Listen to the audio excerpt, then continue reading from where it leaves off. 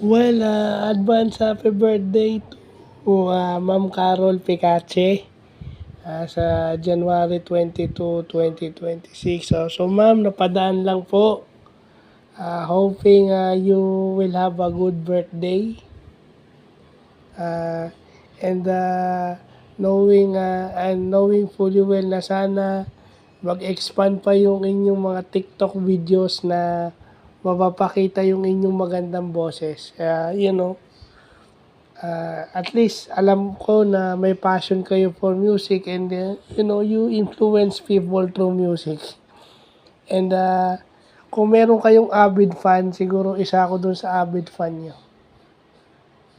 Kasi nakita ko naman yon. Not, sharing your talent to different people and making them great.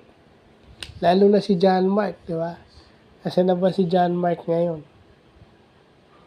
Narating niya na yung dapat marating niya. Hindi naman niya siguro makukuha yun kung hindi dahil sa inyo. So, happy birthday po ulit. More birthdays to come and God bless.